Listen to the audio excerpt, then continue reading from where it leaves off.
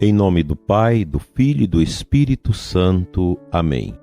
Que as almas dos fiéis defuntos, pela misericórdia de Deus, descansem em paz.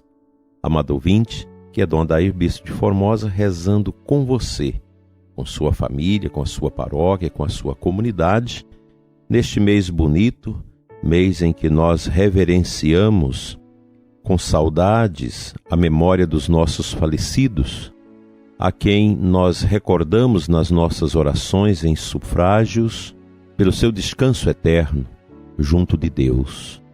Nossa vida deve ser sempre inclinada para as realidades espirituais. Recordo sempre o que eu já falei para vocês. No passado a gente tinha aquelas missões populares, poderosas, gigantescas. Isso também com Frei Damião, no Nordeste, com o Padre Biapina e com os padres redentoristas, de canto a canto nesse Brasil, se fazia aquela grande missão com palestras para os homens, para as mulheres, para as moças, os rapazes, as crianças, e a gente já levantava cedo para acompanhar os movimentos da missão que começava às 5 da manhã, com a procissão da penitência. E ao final de todo aquele trabalho de evangelização, de visita aos doentes, de confissão, de adoração ao Santíssimo, de acolhimento das pessoas, se fazia a grande procissão com aquela cruz pesada, que era fincada à porta da igreja, com aquela frase bonita: salva a tua alma. Hoje nós estamos sendo calados pela espiral do silêncio na igreja a não falar desses temas. É triste quando você vê nas redes sociais de até mesmo autoridades da igreja criticando esse dizer salva a tua alma. Mas nós somos alma, nós somos espírito, um espírito encarnado num corpo, como nos ensinou Lucas, grande teólogo espanhol. Nós somos um espírito encarnado num corpo, e a finalidade do ser humano é preocupar-se dioturnamente com a salvação da tua alma, teu espírito. Nós não temos uma cidade permanente neste mundo, nós não somos marxistas. O marxismo é que propõe uma utopia, que é uma coisa que praticamente ninguém vai chegar nisso. E é exatamente esta contaminação com essas ideias que leva tanta gente a criticar aquilo que a igreja viveu, pregou, ensinou ao longo da sua tradição e dos séculos. É salva a tua alma mesmo. Nós temos uma alma que precisa dar contas a Deus. E o mês de novembro nós falamos muito disso, porque é um mês que a gente volta o nosso olhar para os nossos antepassados, para aqueles que já foram e que precisam das nossas orações. Infelizmente, esse nivelamento, esse secularismo dentro da fé cristã é uma realidade dolorosa, que nós sacerdotes que queremos guardar a tradição da igreja, a fidelidade à sua palavra, ao seu ensinamento magisterial, nós não podemos abrir mão disso. Bastou que a igreja desprezasse essas realidades espirituais para se preocupar somente com as realidades temporais, como muita gente acha que isso é um dogma de fé. E é claro que a fé cristã leva a esse empenho da caridade, o socorro aos pobres, a ajuda aos que sofrem. A igreja tem essa prerrogativa. Isso está na sua missão evangelizadora desde o começo. O próprio Jesus cuidou dos pobres. O problema é quando nós trocamos o eixo, tiramos a caridade, que é a virtude das virtudes, e colocamos no lugar dela a ideologia. O que aconteceu nos últimos tempos com esse discurso? As pessoas inclinaram a cabeça para a igreja e voltaram suas vidas para as seitas onde falam de Jesus e da Bíblia. Essa é a verdade, que muitos dos signatários desta mentalidade relativista, teologicamente falando, não são capazes de enxergar porque não tem amor à igreja, não tem amor ao mistério, tem amor à causa, às ideologias. Isso não vinga, isso nunca vai adiante. Nós já temos aí um desastre de décadas de perda de fiéis assustadoramente. Mas certa vez, conversando com um desses signatários, eu questionava, mas nós estamos perdendo fiéis. Não, isso não importa. Importa é a causa. Bom, mas a causa que nós queremos é a causa de Deus. É o anúncio do Evangelho, é a catequese. É isso que nós precisamos tomar a peito com grande proposição. Eu digo para você, prezado ouvinte, que eu creio na vida eterna. Eu creio na vida após a morte. Eu entendo que nós vamos nos preparar neste mundo para a vida eterna, escutando a Sagrada Palavra, nos alimentando da Eucaristia e dos sacramentos, dos ensinamentos da Igreja que nos faz enxergar como deve ser o nosso modus vivendi, o jeito da gente ser neste mundo. É assim que deve ser a vida da Igreja. Agora, nós não vamos deixar que a missão da Igreja, que a evangelização, a catequese, a liturgia, sejam alcançadas por estas mentalidades, estas ideologias que usam da evangelização, que usam da pastoral para fazer política, para promover ideias. Olha, o Evangelho de Nosso Senhor Jesus Cristo, a palavra de Jesus é maior do que todas as ideologias e insights teóricos que esse mundo já viveu e vive. A nossa fé é no Senhor e nós não podemos abrir mão disso.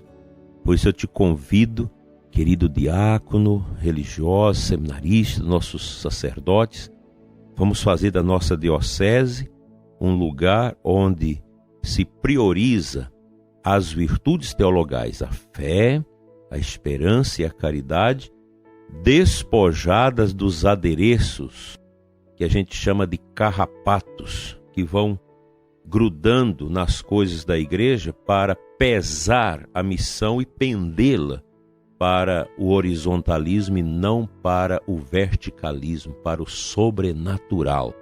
Nós queremos Deus. A gente precisa voltar a cantar aquele canto. Queremos Deus, homens ingratos, porque nós vivemos o tempo da ingratidão a Deus.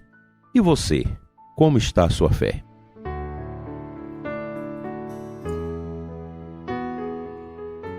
O Santo Evangelho desta segunda-feira, 8 de novembro, Lucas 17, de 1 a 6, Jesus disse a seus discípulos: é inevitável que aconteçam escândalos, mas ai daquele que produz escândalos, seria melhor para ele que lhe amarrasse uma pedra de moinho ao pescoço e o jogasse no mar, do que escandalizar um dos pequenos. Nós vivemos um mundo de escândalos.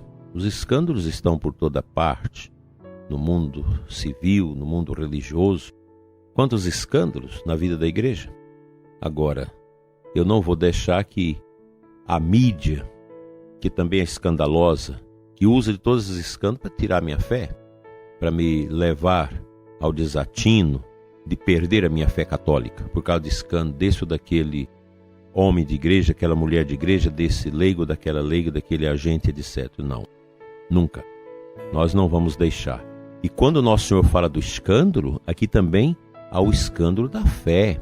Pessoas que ensinam a doutrina que não é a da igreja, que ensina ideologia no lugar da fé.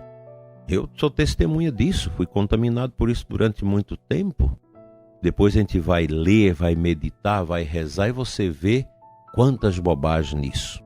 Se fosse para olhar a fé das pessoas da igreja, inclusive da hierarquia, eu não seria padre, talvez não seria nem católico, mas a gente aprende que a igreja é maior do que seus filhos.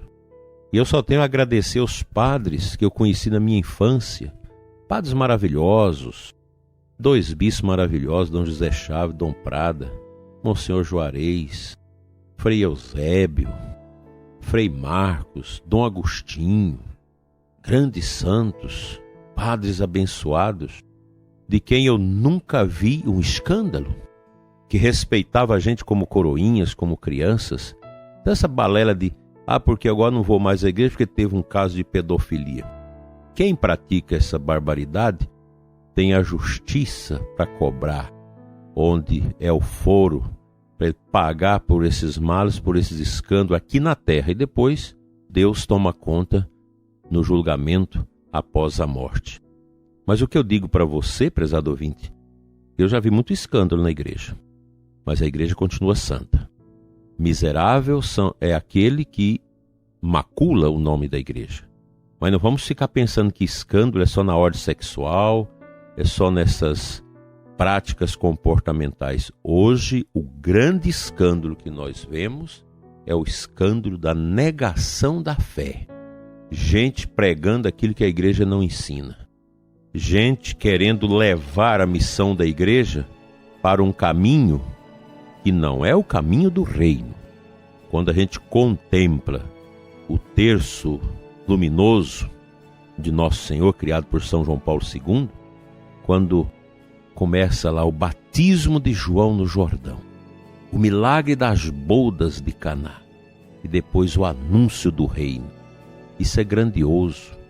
E esse anúncio do reino, ele é entusiasmado pelo Tabor, que mostra para os apóstolos que aqui no mundo nós temos o nosso empenho missionário, mas o nosso fim é o céu. E depois a instituição da Eucaristia, que é a força viva que alimenta a nossa esperança e a nossa fé. Mesmo que o sacerdote às vezes não crê mais na Eucaristia, mas Jesus é tão humilde que ele se faz presente quando se faz a oração que a igreja faz. Tempos difíceis, mas tempos também de santidade. Nós não vamos negar a nossa fé por causa destas realidades de contra-testemunho, de escândalos que a gente vê nesse mundo. Cristo é o nosso Rei. E isso nós vamos celebrar com muita alegria no domingo de Cristo Rei neste mês.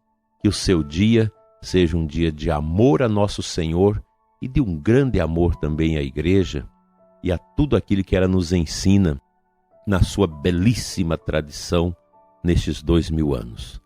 Ser católico é maravilhoso. Ser sacerdote fiel não tem preço. Vamos orar.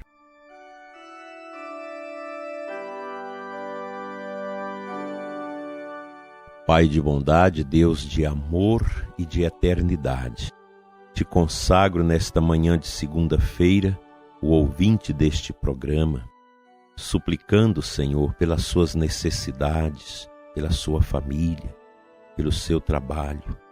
Abençoa os que sofrem, os que pedem a nossa oração e suplica pelo alívio de suas dores e tormentos. Que o bom Deus te dê a graça de olhar para este mundo com fé, esperança e caridade amorosa. Amém.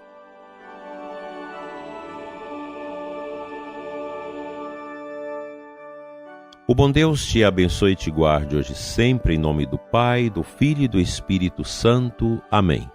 Que Nossa Senhora da Consolação console a todos que perderam seus entes queridos e até amanhã, se Deus assim nos permitir.